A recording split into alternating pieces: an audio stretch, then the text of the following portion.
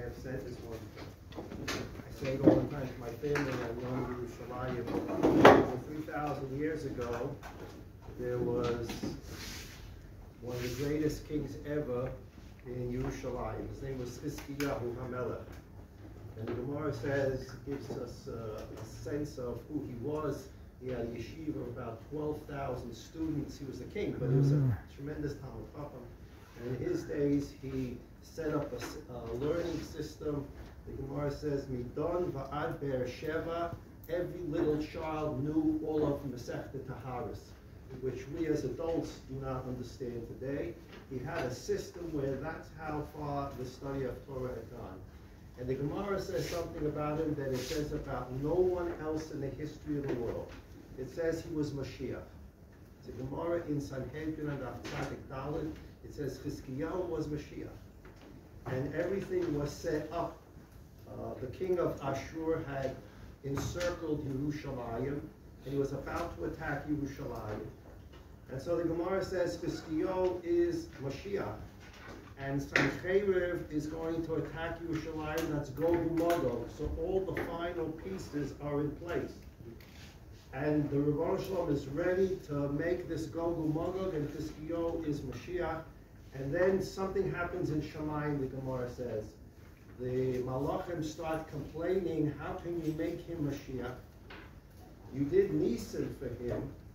During the night, was one of the nights of Pesach, the Rebbeinu Shalom had all 183,000 Assyrian soldiers die in their sleep. And they never got to attack Jerusalem the next day.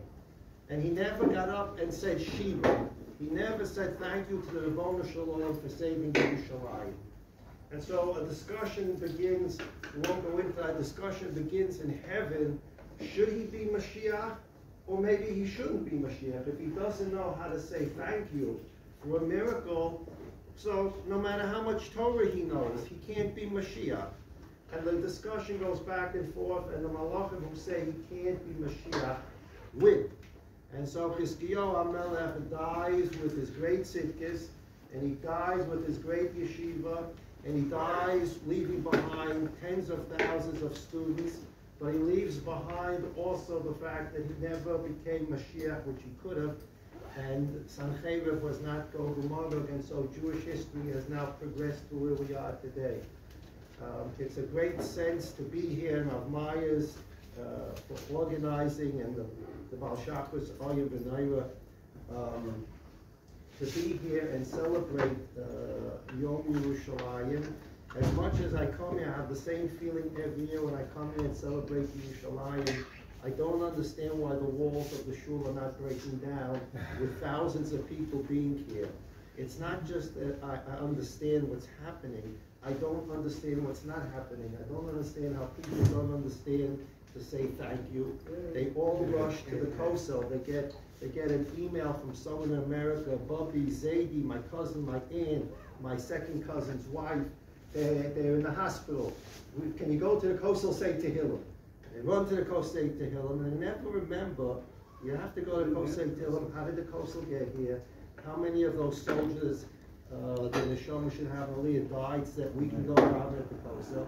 And as much as I understand what happened today, to the extent I can, I don't understand, and that's part of the hurt when you come here and you see, why isn't the shul filled? Why aren't the walls breaking down? But the Rebbeinu Shalom will open everyone's eyes, and Yetz Hashem, they'll understand the mistake they made, and then they'll be able to go forward and live properly as a person who says thank you to the Rebbeinu Shalom. Amen.